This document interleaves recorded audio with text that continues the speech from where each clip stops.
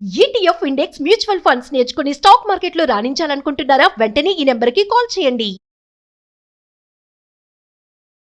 నమస్తే రమగారు. నమస్తే జయ. రమగారు, మనము ఇప్పటివరకు ఎన్నో స్టోరీలు మాట్లాడుకున్నాం, ఎన్నో విషయాల గురించి మాట్లాడుకున్నాం కదా. మీరు ప్రతిరోజు చెప్తూ ఉంటారు, జయ ఫస్ట్ పేరెంట్స్ ఆచరించాలి, మంచైనా చెడైనా.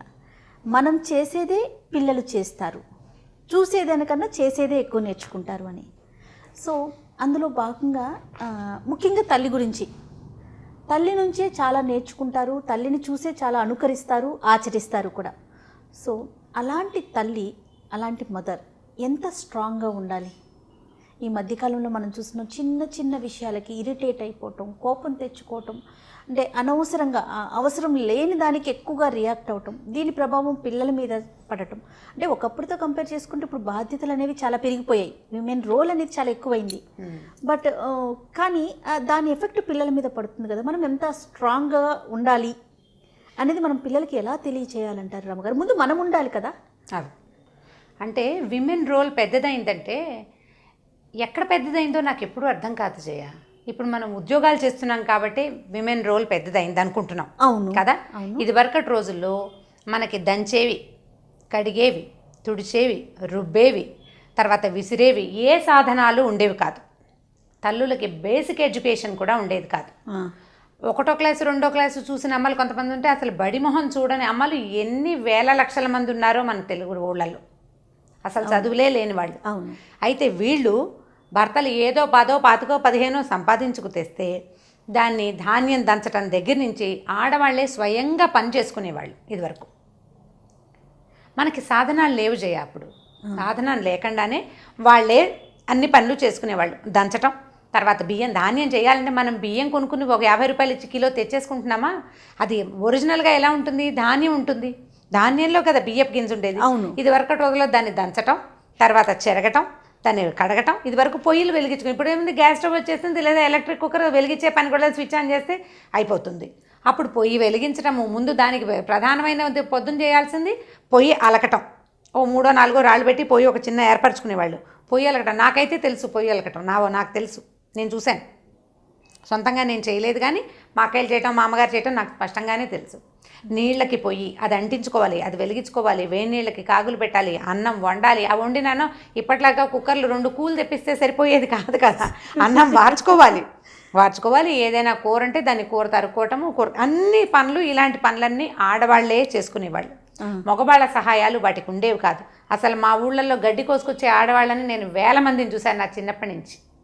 పొద్దున ఇంట్లో పని చేయటం, పిల్లలకి ఏదో అన్నాలు పెట్టడం, గొడ్లు ఉండేవి 2, 3, వాటి కోసం గడ్డి కోయటానికి ఆడవాళ్ళే వెళ్ళేవాళ్ళు.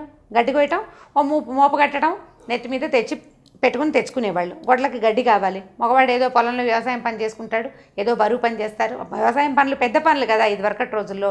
ఇప్పటిలాగా ట్రాక్టర్లు పాడు కూడా అప్పుడు లేవు. కాబట్టి ఇప్పుడు విమెన్ రోల్ ఎక్కడ పెద్దదైందంటే ఉద్యోగాలు చేయటం వల్ల, చదువుకోవటం వల్ల, ఉద్యోగం చేయటం వల్ల. నిజానికి హౌస్ హోల్డ్ యాక్టివిటీస్ చాలా తగ్గిపోయాయి. ఫెసిలిటీస్ పెరిగాయి కదా. ఇప్పుడు ఇంటికి సంబంధించి మనం ఇంటి పనుల్లో ఫెసిలిటీస్ పెంచుకున్నాం, కానీ దాన్ని ఇటువైపు కన్వర్ట్ చేసుకుంటాం. ఈ వీళ్ళ తాలూకు శ్రమ అంతా ఈ డబ్బు సంపాదించడంలోనే పాపం వీళ్ళ శక్తి యుక్తులు గడిచిపోతున్నాయి. అయితే తల్లులు స్ట్రాంగ్గా ఉండటం చాలా అవసరం. ఎప్పుడంటే ఇప్పుడు మనం చూస్తున్నాం, ఇవాళ నిన్నటి పేపర్లో కూడా నేను చూసాను, టీవీ న్యూస్ పెడితే 2 చిన్నపిల్లలతో తల్లి ఆత్మహత్య. పిల్లలిద్దరిని నూతులోకి దోసేసింది, అమ్మ దూకేసింది. నేను అనుకుంటాను, పిల్లల్ని ఎందుకు చంపేస్తారు? వాళ్ళు ఒకళ్ళే చచ్చిపోవచ్చు కదంటే మా వెనకాల మా పిల్లలు అన్యాయం అయిపోతారు. దాని బదులు ఈ చంపేసే అమ్మాయి పుట్టించకుండా ఉంటే సరిపోతుంది కదా. 4-5 ఏళ్ల పాటు ఆ పిల్లల్ని పెంచి, లేదా 10 ఏళ్ల పాటు, ఒక్కో తల్లి ఒక ఆవిడెవరో 18-19 ఏళ్ల పాప, డిగ్రీ చదువుతున్న పాప, తల్లి ఇద్దరు సూసైడ్ చేసుకున్నారు. వీళ్ళు ఉద్యోగాలు చేసి మొదట చదువుకుని తర్వాత ఉద్యోగాలు చేసి సొంతంగా స్వావలంబన, అంటే తమంతట తను సంపాదించుకోగలిగే సత్తా ఉన్న వాళ్ళు కూడా తొందరపాటుగా చిన్నపిల్లలు కాదు జీవితాన్ని చూస్తారు, పిల్లల్ని కంటున్నారు, పెంచుతున్నారు, ఉద్యోగాలు చేస్తున్నారు, ఎంతో కొంత సంపాదించుకుంటున్నారు. నీకు మగవాడితోటి ఉంటే, భర్తతోటి ఉంటే మంచిది. ఒకవేళ అవకాశం లేదనుకోండి, వాడిని వదిలేయచ్చు కదా, నువ్వు జీవితాన్ని ఎందుకు వదిలేసుకోవాలి? ఆ భర్త ఇప్పుడు అతను నిన్ను ఏదో తిట్టాడు, ఏదో కొట్టాడు, లేకపోతే నిన్ను అక్కడికో పంపించలేదు, ఏదో నీ మాట వినలేదు, నీకు నచ్చకపోతే నువ్వేం చేయాలి చెప్పు? కూర తింటున్నావు, నోట్లోకి వెంట్రుకు వచ్చింది, అన్నం మానేస్తావా, వెంట్రుకు తీసేస్తావా? జన్మలో నేను అన్నం తిన్నాను మానేస్తామా? అన్నం తింటున్నప్పుడు వెంట్రుకలో లేదా ఏదైనా రాయో రాదా జయ? వస్తుందా రాదా? నోట్లోకి రాయి వస్తే రాయిని తీసి బయట పెడతామా? మనం అన్నం శాశ్వతంగా మానేస్తామా చెప్పు? పోనీ ప్లేట్ మార్చుకుందాం. ప్లేట్ మార్చుకో, పోనీ నీకు నచ్చలేదు ప్లేట్ మార్చుకో, లేదా ఆ పూటకు మానేస్తాం, ఇంకా చిరాకు అనిపిస్తుంది, ఆ పూటకు మానేస్తావు పూర్తిగా అంతేగాని అన్నం మానేసి అసలు ఆహారం నేను తీసుకోను అంటాను లాంటిదే. మీరు ఇవాళ కొట్లాడుకున్నారు, లేదా నిన్న మొన్న ఇవాళ రేపు కూడా 5-6 రోజులు వరుసగా కొట్లాడుకున్నారు. ఎవరితోటి కొట్లాడుస్తుందో దాన్ని తీసేయాలి కదా. ఇంట్లోకి బొద్దింక వస్తే బొద్దింకకి మందు కొడతాం, ఇల్లు తగలబెట్టాం. వీళ్ళు చేస్తున్నది ఎట్లా ఉందంటే ఏ తగాదా వచ్చినా తల్లి చచ్చిపోతుంది. అది బెదిరింపుకు చేస్తారో తొందరపాటుకు చేస్తారో, ఎందుకంత తెలివి తక్కువగా తమ చచ్చిపోయి పిల్లల్ని కూడా చంపేస్తారో అర్థమే కాదు. ఇంతకంటే చాలా హింస, చాలా హ్యూమిలియేషన్, చాలా అవమానాలు పొంది కూడా స్ట్రాంగ్గా నిలబడే వాళ్ళు ఎంతమంది ఉన్నారో జయ. మనం పురాణ కథల్లో చూడండి, స్ట్రాంగ్ లేడీస్, స్ట్రాంగ్ విమెన్. అవును. ఇప్పుడు మామూలుగా మనం దేవి దేవతలను కొలుస్తున్నాం, పార్వతీదేవి, లక్ష్మీదేవి, సరస్వతీదేవి అన్ని దసరాలప్పుడు అందరు అమ్మవార్లకి పూజలు చేస్తాం. వీళ్ళు చాలా స్ట్రాంగ్గా ఉండటం వల్లే పూజింపబడుతున్నారు. లేకపోతే ఎందుకు పూజింపబడతారు? లక్ష్మీదేవిది బ్రీఫ్గా చెప్తాను చూడండి. లక్ష్మీదేవి భర్త హృదయంలో కొలువు ఉంటుంది ఎప్పుడు. ఓ రోజు ఆవిడ భర్త కాళ్ళు విసుగుతుంటే ఒక మహాముని ఎవడో వచ్చి, ఆయన వచ్చి భృగు మహర్షి వచ్చి ఓ తన్ను తన్నాడు విష్ణుమూర్తిని గుండెల మీద. నా ప్లేస్ని తన్నాడు, నేను చచ్చిన ఇక్కడ ఉండనని వెళ్ళిపోయింది. వెళ్ళిపోయింది భర్త. ఆయన బతిమలాడాడు, కానీ మన బిడ్డ లాంటి వాడు. బిడ్డ అయినా సరే నన్ను తనడానికి వీల్లేదు, నా పిల్లలైనా నా కంట్రోల్లో ఉండాల్సిందేనంది. అందుకని లక్ష్మీదేవిని పూజిస్తాను. జాగ్రత్తగా కింద పడింది అనుకోండి రూపాయి బిళ్ళ గమనించండి రమ్మగారు. శ్రీనివాసుడు ఓకే తన్నితే తన్నారు, గురువు గారు అని ఆయన ఒప్పుకున్నారు, కానీ లక్ష్మీదేవి ఒప్పుకోలేదు. నన్ను తనడానికి వీల్లేదు, నన్ను తన్నిన చోట నేను అసలు ఉండను అని చెప్పి వెళ్ళిపోయింది. ఇప్పుడు లక్ష్మిని మనం ఎలా కొలుస్తామండి? ఓ రూపాయి నోటు కింద పడితే టకిమని తీసి జేబులో కాదు, ముందు దాన్ని తీసి కళ్ళకద్దుకుంటాం. గబుక్కుని ఏ మురికి చోట గభాలను డబ్బులు పెట్టాం. ఒక్క బిళ్ళ ఒక కాయిన్ పడితేనే మనం జాగ్రత్త పడతాం. అవును, అంత శ్రద్ధగా చూసుకోవాలి లక్ష్మిని కదా. ఇప్పుడు తల్లులు, మీ జీవితం కూడా అలాంటి ఇంపార్టెన్స్నే కలిగి ఉంటుందా? ఇప్పుడు ఒక రూపాయి బిళ్ళ లేదా ఓ 100 రూపాయల నోటు మీ చేయి నుంచి ఇంకో చేతికి మారే లక్ష్మికి మీరు అంత విలువ ఇచ్చేటప్పుడు మన జీవితానికి ఎంత విలువ ఉండాలి కదా. అవును. ఇప్పుడు ఇలాంటి కథల్లో భాగంగా మనం ఒక ద్రౌపది దేవి గురించి చెప్తాను చేయ. అయితే ఇది మొత్తం ఫుల్ స్టోరీ, నేను ఫుల్ ఫ్లెడ్జెడ్ భారత్ అని చెప్పట్లేదు, ద్రౌపదిని గురించే ఆవిడ క్యారెక్టర్ గురించే మాట్లాడుకుందాం. ద్రౌపదిని యాజ్ఞసేని అంటారు. మామూలుగా చాలామందికి, అంటే కొంతమందికి పెద్దవాళ్ళకి తెలిసి ఉంటుంది, భారత రామాయణాలు ఇంట్రెస్టింగ్గా చదివే వాళ్ళకు కూడా తెలుస్తుంది. ద్రౌపది మనలాగా మామూలుగా గర్భస్థ శిశువు కాదు, అమ్మ తల్లి కడుపులో పుట్టి పెరిగింది కాదు ఆవిడ. ద్రుపదుడు, ఆవిడ తండ్రి అయిన ద్రుపద మహారాజు తన స్నేహితుడైన ద్రోణుడి వల్ల జరిగిన అవమానంతో ద్రోణుడిని చంపే కొడుకు అర్జునుడు, తనని జయించిన అర్జునుడి మీద ఆయనకు చాలా ఫ్యాసినేషన్ కలిగింది. అర్జునుడిని పెళ్లి చేసుకునే కూతురు కావాలని యజ్ఞం చేసి యజ్ఞంలోంచి ఉద్భవించారు ఇద్దరు, ఒక అమ్మాయి ఒక అబ్బాయి. యజ్ఞంలోంచి 18-19 సంవత్సరాల నుండి పెళ్ళిడు కలిగిన ఒక అమ్మాయి బయటకు వచ్చింది. ఆ వచ్చిన అమ్మాయే ద్రౌపది. ఆవిడ ద్రుపదుడికి కడుపును పుట్టిన కూతురు కాదు. ఆయన యజ్ఞం చేసి దాని మీద బాగా మంత్రోచ్చటం, ఎక్కువ మంత్రం జపం చేసి, నాకు ఒక కూతురు కావాలి, ఒక కొడుకు కావాలి, ఆ కూతురు అర్జునుడిని పెళ్లి చేసుకోవాలి, ఆ కొడుకు ద్రోణుడిని చంపాలి. అలాంటి వాళ్ళు కావాలంటే ఈవిడ కొంచెం యజ్ఞకుండంలో నుంచి పుట్టడం వల్ల ఆవిడ నల్లగా పుట్టిందని కృష్ణ అని పిలిచేవారు. ఆవిడని నల్లగా ఉండేది ఆవిడ. ద్రౌపది నల్లటిది, ఆవిడ తెల్లటిదని ఏ కథల్లోనూ ఎక్కడా చెప్పబడలేదు. కృష్ణే ఆవిడ పేరు. ఈ బయటకు వచ్చింది. ఇది ఆవిడతో పాటు వచ్చినవాడు దుష్టద్యుమ్నుడు. అతను కవచంతో సహా పుట్టేట అందులోంచి, హోమకొండంలోంచి. ఈ వచ్చిన ఇద్దరు బయటకు వచ్చారు. ఈ అమ్మాయికి వివాహం కోసం ఈయన చాటింపు వేశాడు. రకరకాల వాళ్ళు కూడారు. ఆ కూడినప్పుడు పాండవులు కూడా అదే యక్షకరపురం, అక్కడ ఆ నగరానికి దగ్గరలోనే వాళ్ళు అజ్ఞాతవాసం, అంటే కొద్ది రోజులు అలా కాపలా, అంటే కనపడకుండా, ఎవరికి కనపడకుండా ఉండేవాళ్ళు మారువేషాలతోటి. వాళ్ళు కూడా వచ్చారు. వస్తే ఏమైంది, ఆయనేమో ఒక చిన్న పరీక్ష పెట్టాడు. ఈ అమ్మాయి ఒక అద్భుతమైన పుట్టుక కలిగింది. జస్ట్ లైక్ దట్ ఆవిడ చేతికి దండ ఇవ్వకుండా, దండిచ్చి, స్వయంవరం అంటే పాత రోజులు అదే, ఆవిడ చేతికి దండిస్తే ఆవిడ అబ్బాయిలు చుట్టూ, ఏ అబ్బాయి నచ్చితే అబ్బాయి మెళ్ళో దండ వేయటం. అలా అంటే మరి లేమెన్కి ఇచ్చేవాళ్ళు కాదు. ఈ వచ్చిన రాజులందరూ వీడు ఫలానా అని వెనక నుంచి చెప్తూ ఉండేవాళ్ళు. అతని రాజలక్షణాలు, అతని కులము, మతం అన్ని నచ్చితే, కులం అనకూడదులే, పాత రోజుల్లో కులం అంటే మన కులాలు కాదు, అది రాచకులం. ఆయన ఏ వంశానికి చెందినవాడు, ఎంత ప్రతిభ కలిగిన వంశం, ఎంత గొప్ప వంశం, ఎంత శౌర్యం ఉంది, అది తెలుసుకోవడానికి ఒక డిస్క్రిప్షన్ ఇచ్చేవాళ్ళు ప్రతి అబ్బాయికి.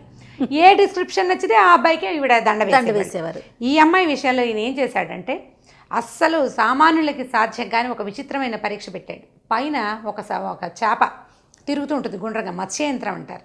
ఆ తిరిగే చేపని ఇలా చూసి కొట్టడం కాకుండా కింద నీళ్ళల్లో దాని ప్రతిబింబాన్ని చూస్తూ ఆ తిరుగుతున్న చేపని కొట్టాలి. అది అప్రతిమైన ప్రతిభ కలిగిన వాడు, చాలా ప్రతిభ ఉన్నవాడు, చాలా బాగా బాణం వేయగలిగేవాడు, అలాంటి వాడికే కుదురుతుంది. మామూలు వాడి వల్ల కాదు. పక్కకో వెనక్కో వేస్తారు.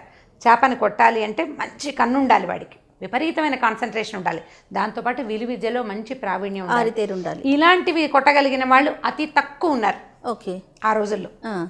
ఆయనకి తెలుసు, అందుకని అది పెట్టాడు. పెడితే అర్జునుడు వచ్చాడు, కొట్టాడు. ఆవిడని కాస్తే వీళ్ళు పెళ్లి చేసుకున్నారు. ఈవిని చేత పుచ్చుకుని ఇంటికి తీసుకెళ్ళి వాళ్ళ అమ్మకి ఏం చెప్పాడంటే, అమ్మ భిక్షను తెచ్చాను అని చెప్తే ఆవిడ ఏం చేసింది, 5 పంచుకోండి నాయన అని చెప్పింది. ఇప్పుడు ఈ అమ్మాయి 5 భార్య అయింది, వాళ్ళ అమ్మ చెప్పింది కాబట్టి. ఆవిడ చూడకుండా చెప్పటం వల్ల 5 భార్య అయిపోయింది. అయితే ఏంటంటే ఈవిడికి ఈ కథకి పూర్వజన్మ వృత్తాంతం ఒకటి ఉంది. ఆవిడ భర్త అని 5 సార్లు భర్త కావాలని శివుణ్ణి కోరుకుందట. 5 times అంది ఆ మాటని, భర్త అని. అందుకని 5 భర్తలు ఆవిడికి లభించారని దాన్ని జస్టిఫై చేసుకున్నారు. ఈ 5 తోటి ఈవిడ ఉంది. 5 భర్తలు మహా బలవంతులు, చాలా గొప్ప వంశంలో పుట్టిన వాళ్ళు, గొప్ప తల్లి చేత పెంచబడిన వాళ్ళు. ఆవిడని చాలా అద్భుతంగా చూసుకునే వాళ్ళు. ద్రౌపదీదేవిది చాలా అనుపమానమైన క్యారెక్టర్, ఎందుకంటే ఆవిడ పుటక కూడా అటువంటిదే. ఆవిడ దగ్గర ఉన్న దాసీల్లో ప్రతి దాసి పేరు, దాని గుణగణాలు, కులగోత్రాలు తెలిసి ఉండేది ఆవిడ. అంతమంది దాసులున్న 100 పైన ఉండేవాళ్ళు, కానీ ప్రతి వాళ్ళ పేరు తెలుసు, ప్రతి వాళ్ళ బాగోగులు తెలుసు, ప్రతి వాళ్ళ సమస్యలు తెలుసు ఆమెకి. ఈ 5 ఎంత బాగా హ్యాండిల్ చేసేదో 100 మంది సేవకుల్ని, దాసదాసీ గణాన్ని కూడా అంతే కెపాసిటీ తోటి, అంతే కేపబుల్ థింగ్ తోటి హ్యాండిల్ చేసేది. చాలా అద్భుతమైన సంగతిగా ఉంటుందండి, లక్షణం అది. అయితే కొన్నాళ్ళ తర్వాత ఏమైంది, ఈ పాండవులు, ఈవిడ భర్తలేమో పాండవులు, వీళ్ళ కజిన్స్ ఏమో కౌరవులు. వాళ్ళు కొట్టుకున్నారు. ముందంతా ఏదో చిన్న రైవలరీ నడుస్తుండేది. అయితే ఒకసారి జూదం ఆడినప్పుడు ఈవిడ్ని వడ్డారు వాళ్ళు, అంటే పందాని కింద ఈవిడ్ని కూడా పెట్టేసరికల్లా ఈవిడ, ఈ ద్రౌపదీదేవి కౌరవులకి దాసి అయిపోయింది, దొరికిపోయింది వాళ్ళకి. అంటే ఈయన ఓడిపోయాడు, ధర్మరాజు ఓడిపోయేసరికల్లా వాళ్ళకి దాసి అయిపోయింది. దాంతో వాళ్ళు ఏం చేశారంటే, ఎలాగైనా వీళ్ళ అంతు చూడాలన్న కోరికతోటి ఏం చేశారు, ఆవిడ్ని లోపల ఉన్నదాన్ని సభకి పిలిపించారు. ఆవిడ పాపం ఏంటంటే ఏకవస్త్ర, అంటే పీరియడ్స్లో ఉంది ఆవిడ. అందుకని ఆవిడ మామూలుగా రెగ్యులర్గా వేసుకునే బట్టలు కాకుండా కొంచెం తేలికపాటి దుస్తులు ధరిస్తారు. మామూలుగా అయితే బోళ్ళని అవి ఇవి రకరకాల నగలు గీగలు వేసుకుంటారు, పైన ఒకటి కింద ఒకటి బోళ్ళని ఉంటాయి సాధనాలు. ఆడవాళ్ళ పైనుంచి మేలి ముసుగు. ఈ పీరియడ్స్లో ఉన్నప్పుడు తేలికపాటి చీర, ఒక చీరే కట్టుకుంటారు. ఈవిడ ఏం చేశారు, జుట్టు పుచ్చుకొని లాక్కొచ్చారు. నేను ఏకవస్త్రాన్ని, నన్ను తీసుకెళ్ళొద్దు నువ్వు, నేను నలుగురిలోకి రానన్నా కూడా అతను ఏకవస్త్రమైనా వివస్త్రమైనా పర్వాలేదని లాక్కెళ్ళారు. అక్కడ దాకా లాక్కెళ్ళిన తర్వాత ఈవిడ వస్త్రం తీయమని ఆజ్ఞాపించాడు దుర్యోధనుడు. ఒంటి మీద నుంచి చీర కూడా లాగేశారు. ఆవిడ ఉన్నదే ఒక ఏకవస్త్రంతో, ఆవిడ చీర కూడా లాగబడింది. ఆ టైంకి ఆవిడ కృష్ణుడిని ప్రార్థించింది. కృష్ణుడికి ఈవిడికి చిన్నతనం నుంచి, అంటే ఆవిడ పుట్టినప్పటి నుంచి ఆయనతోటి కొంత ప్రీతి కలిగి ఉంది. పైగా పాండవులకి సొంత మేనమామ కొడుకు, వాళ్ళు దగ్గర బంధువులు అవటంతో ఆయన ఏం చేశాడు, వెంటనే ఈవిడికి అభయం ఇచ్చి, ఈవిడికి ఈ ఒంటి మించి తొలుగుతున్న వస్త్రం బదులు ఇంకో వస్త్రం ఆవిడికి ఆచ్ఛాదనగా ఉండేలాగా కృష్ణుడు ఒక వరం ఇచ్చి ఆవిడని కాపాడాడు. అంటే ఆవిడ పూర్తిగా ఆవిడ శరీరాన్ని మిగిలిన వాళ్ళు చూడకుండా జరిగింది. కానీ ఇలాగా యజ్ఞంలో నుంచి పుట్టిన నేను ఒక 5 ఇంత బలమైన వాళ్ళకి భార్యగా ఉన్నాను, ఇంత కెపాసిటీ కలిగిన నన్ను వీళ్ళు అవమానించడం ఏమిటి? ఆవిడ దాన్ని ఓర్చుకోలేకపోయిందనమాట. వాడెవడో జుట్టు పుచ్చుకుని ఈవిని తీసుకొచ్చాడు దుశ్శాసనుడు. ఇక నేను ఈ జుట్టు ముడేయనని జుట్టు అలాగే వదిలేసుకుని ఉండేది. జుట్టట ఆవిడకి మొత్తం జుట్టంతా అలాగే ఉండేది. ముడెప్పుడు వేల ముడేసి పువ్వులు పెట్టుకోలేదు, ఇంకా ఆవిడ జుట్టు విరబోసుకునే ఉండేది. అక్కడి నుంచి ఏమైంది, ఈ లోపల ఈ భర్తల్లో కొంతమంది ఒకళ్ళిద్దరు లేచారు. ఈ భీముడు చాలా కోపిష్టవాడు. ఆయనకి ఏంటంటే అమిత ప్రీతి భార్య అంటే. ఒక్కొక్కళ్ళకి అలా ఉంటుంది కదా. ఒక్కొళ్ళేమో, మిగిలిన వాళ్ళేమో వాళ్ళ అన్నయ్యకి ఆజ్ఞాబద్ధులయ్యి అర్జునుడు, నకుల సహదేవులు ఊరుకున్నారు.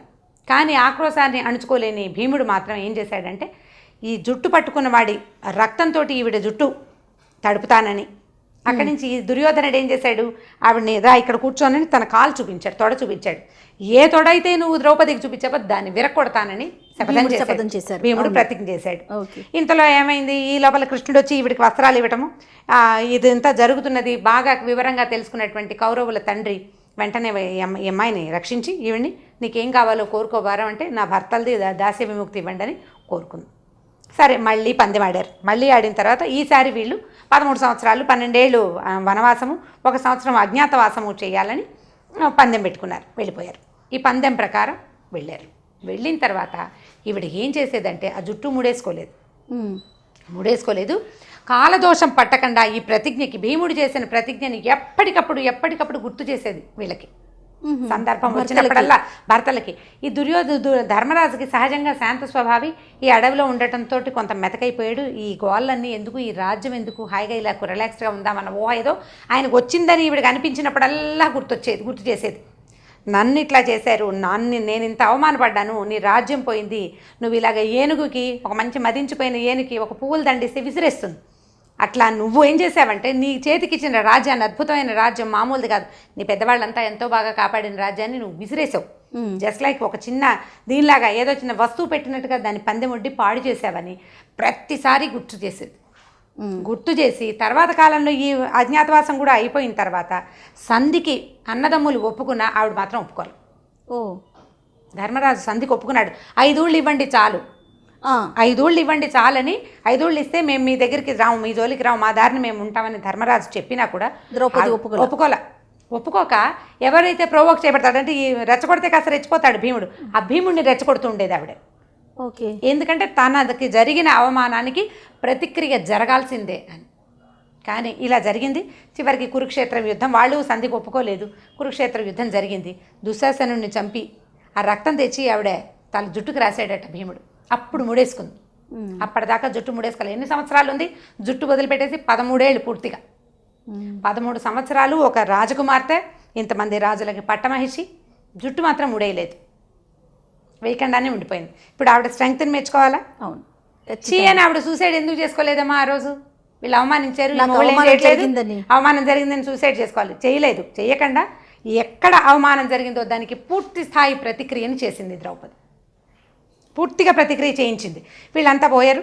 ఈ తర్వాత ఏమైంది, యుద్ధం చివరికి వచ్చేసరికల్లా అశ్వత్థామ అంటే ద్రోణాచార్యుడి తాలూకు కుమారుడైన అశ్వత్థామ ఈ పీనుగులందరి, ఈ శవాలని, వీటన్నిటిని చూసి ఎలాగైనా పూర్తిగా పాండవులని ఎరాడికేట్ చేయాలనుకున్నాడు.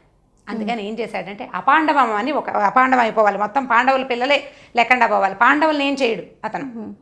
పాండవుల సంతానాన్ని, ద్రౌపది దేవతాలకు కొడుకుని ఉప పాండవులు అంటారు, వాళ్ళని చంపేశాడు రాత్రిపూట.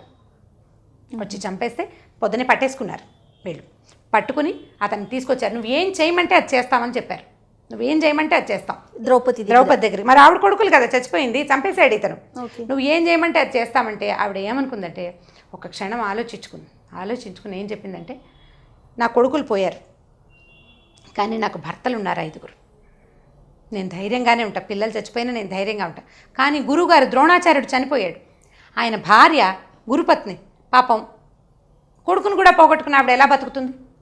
కాబట్టి వీడు శిశుహంత, పిల్లల్ని చంపాడు, వీడికి శాస్తి చేయండి, చంపద్దు అని చెప్పింది.